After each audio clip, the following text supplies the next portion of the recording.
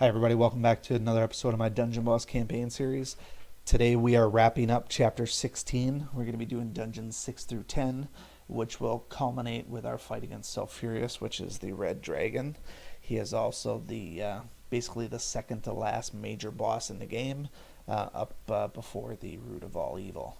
So as of right now, the chapter hasn't given us much trouble at all, other than the current event that's running while I'm doing this, which is a couple of little willows hiding around in there. She's picking on Yasmin quite a bit and killing killing her. Okay, so level has bumped up a little bit in terms of scaling here, so it's a little bit more in tune with where my player level is, and so it'll be, a little bit more equal. I assume we'll still stomp them pretty good. Boss is a green one, so we need fire to go against that. The stage is red, which basically means something like this. Ought to do it. Red versus blue is going to be good, as long as Yasmin doesn't get targeted by, the willows or the Jabberjaw wannabe, I guess. She should handle herself pretty well against the largely fire dungeon. Here comes Willow, and she didn't do her super attack, so I'm happy about that. So put as much damage on her as I can, even though I don't have an elemental advantage there. Probably should have attacked the little Evo there. Alright, I get him here though. Okay, we should be able to auto-run the rest of this now without too much trouble. Again, just to reiterate, as far as runes go, Koros, Grognog, and Nimriel all have decent runes because they're part of my PvP team. And Yasmin just has some basic, lesser life runes. Very, very poor quality and very poor stars. She's just barely survivable. So I have not, on this account, spent really any resources on rune crafting, just because I do not believe that lesser runes are going to be viable or worth the cost, even if they're somewhat cheap. We saw when I went through and prepared for my first major tower run, spent all of my gold, all of my experience. I don't have anything left for runes, and actually I feel like I'm gonna be hurting for gold for pretty much the remainder of this game up until max level now, because I am gonna have to start leveling up runes in order to be competitive in PvP. And even doing some of the challenge mode dungeons, they're going to require some runes. So there's going to be sort of a 10 or 15 hero meta for me in terms of running challenge mode. There's no way I can even afford to level up all the heroes anymore. Taking one hero from 1 to soon to be 45 is going to take over $1 million gold to do. And I don't have that kind of gold flow coming in. I haven't been running the gold dungeon, which I should, but I don't play this account enough to really farm the heck out of it like it would if it was my main. Okay, so this is who? Ferryman? Nope, it's Utica. Fun fact, Utica the Forgotten, I think, is the single most repeated boss in the game. I feel like he's in at least 3 dungeons. He might even be in 4 of them. So kind of interesting there. I don't know if that was intentional or if people just forgot what dungeons they put him in. But he is in more than one dungeon, which is kind of interesting. We're dealing with red and blue for the stage. So when we're dealing with red and blue, we want blue. I would say I don't need both of these guys here. So trying to think of who a better addition would be. I'm going to put in William just for the extra water power, and also to get a taunt out there too. Being that it's a little bit closer to my level now, I don't want to be dealing with guys taking too much damage. I know that little Willow, she's still going to do that kind of stuff. Fortunately, I can handle it at this point, so we'll put the hurt on these guys with some special moves, and then we'll get a taunt up with William, and then we can auto-run without too much trouble.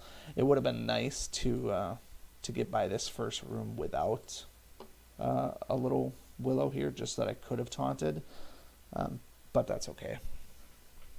As long as she doesn't target Yasmin, we're alright. Alright, so as long as the Willow is dead now, I don't have any real incentive to taunt up until just before the final boss room. So we'll just let this go here. We'll see if William even gets a turn. He might not.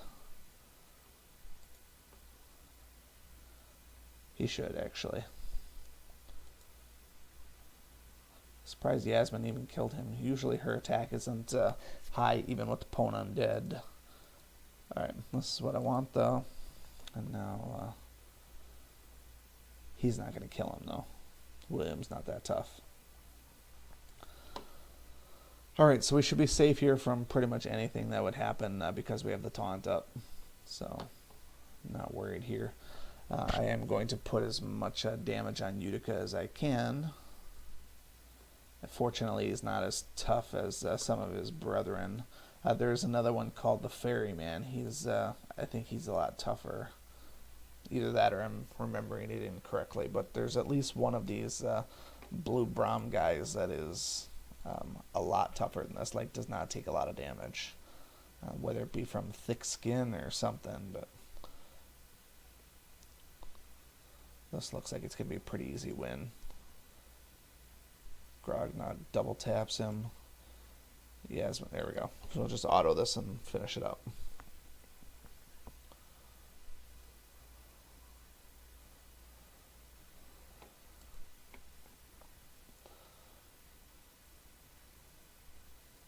So nothing too challenging just yet.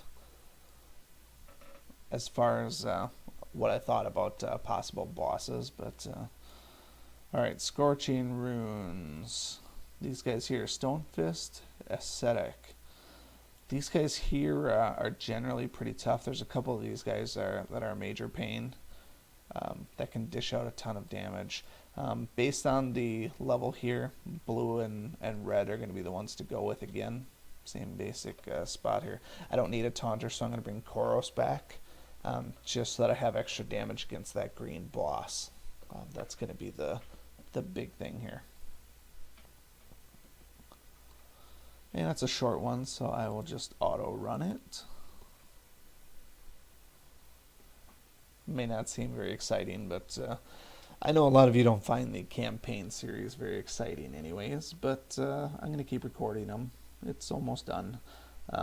With the challenge mode up, I feel like a lot of people are going to get more on board with that one, provided that they don't outpace it. I think the big thing with the campaign mode is it's very easy for daily players to outpace this, and if you level up, you're going to be able to beat anything in campaign. That's just how it is, and it's very, very, very, very easy to level up. So it's not overly challenging.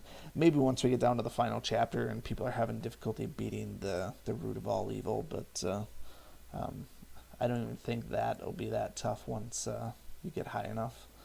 Maybe the 3-star is problematic, but I think in general, most of these stages are a lot easier to beat than when I went through them the first time. The hero roster is probably, it feels like almost doubled since the first time I went through it. I mean, back in the day, Igorok was the one and only hero that everybody wanted, and I didn't even get him till level 55, and it was painful not having him. And now he's kind of an afterthought. There's plenty of people that are much better than Igorok, even though he's got an epic out right now. But that's, that's reminiscent of the old days. The people that are going to get anything out of these videos here are not going to remember the old days. So the people that remember the old days have no business watching a campaign series. All right, all red dungeon. So blue is the way to go. And red's probably alright too, so we'll leave these guys just to whip out pure attack.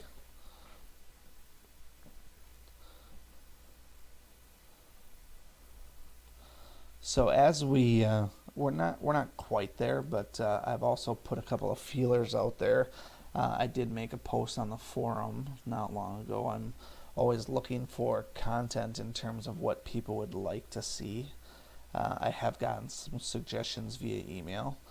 But ultimately, what I'm looking for is, in addition to the, the campaign series and the challenge mode series, I am looking for ideas for additional content, because eventually, once I do the videos for all of those, then the content is going to dry up pretty quickly. That's part of the reason I switched to a video every other day instead of a video every single day, just because I wanted to have content moving forward and not be out of video stuff by July just because I posted all the things. I have been considering going back through boss mode. I don't know if it's going to be as beneficial going through it again, being that so many of the heroes on my main account already have decent epics and pretty high runes. I don't know that showing boss mode is going to be beneficial there for someone who's trying to beat them the first time. And honestly, there's so little incentive to do boss mode. I don't know that many people that are already level 60 or higher are going to care about that series anyways. I would think the teams that I used the first time around are more than adequate to just go through it. A lot of them that I used didn't even have epics, so except for the undead team. So that's why I'm looking for more ideas in terms of what viewers would like to see. Now, obviously, the subscriber count grows every single day, so new people are showing up. I'm curious what it is you like or dislike about the channel, and obviously I would like to do more things that you like and less that you dislike. Unfortunately for me, this is going to be probably one of the videos in the dislike column, so of the multitude of subscribers that I have, I doubt it's going to reach enough audience to even get the suggestion. But I'm just rambling here anyways, because this stage in this chapter is so easy. I will ultimately, towards the end of May, I'll put out another, can't remember what I called it, basically an outline of what's expected for the next 2 months after that. I posted one for April and May. We'll have one for June and July in terms of what you can expect for videos. And hopefully I get some suggestions for what people would like to see. But anyways, we're just about ready to wrap up chapter 16 here. We've been saving up for this sulfurious fight for a long time. Now, we are extremely fortunate to have Grognog here. There's no doubt about that. Grognog is going to be a huge addition to this one. If you don't have Grognog, I would say bring some other strong water hero, somebody that can deal AoE damage. If you have to bring Selwyn, bring Selwyn. But ultimately, what we want is we want Yorick. If you haven't gotten Yorick and you're level 40-ish already, you should be doing the tower. I haven't beaten the tower yet on this account, and I have Yorick. So get a couple of Yorick tokens and get him on your roster because you want him. Ideally, you would like to have a tank. Most people will use Stonefist because he's super strong. I abandoned Stonefist very early. I made it very clear that I wanted to use William this time around instead of Stonefist because he taunts in the normal speed round. I find that to be much more helpful. And then we're going to bring a damage dealer, which is going to be Grognog. So the main damage is going to be Yorick plus Grognog. The other guys are there just to keep the team safe. So we'll go with William. And actually, we're going to put Yasmin before William. But you should be using an all-water team for this dungeon. Unless you have a couple of other really great epics. Not epics, but legendary heroes like maybe Ponty or somebody else of a neutral color. Possibly like Kira, for example, or Braum or Zom. They could handle this dungeon okay. But ultimately, you probably want to go with a water team. It's going to be your best bet for handling Sulfurious. If you have Yoko as a tank, he might be better than both William and Stonefist. So consider using him, just because he has the added option of just playing through the stage. You can daze people, and he has a self heal if you have him fully ascended too. So always keep that in mind. The stage itself shouldn't be overly difficult. I assume that I'll probably walk right through the rest of the stage. It was just that stupid nonsense with the green willow that using a water team is kind of problematic. And actually, I'm not liking where this shit. I wasn't paying attention there. I was planning on healing with Yasmin, but I didn't take my hand off the throttle here fast enough. So basically, just gotta hope that Sulfurious doesn't kill the team. He shouldn't. Should be able to handle it pretty well. If I get my good pot shot in with Yorick and the Marked for Death actually sticks, it should be a pretty easy and quick fight.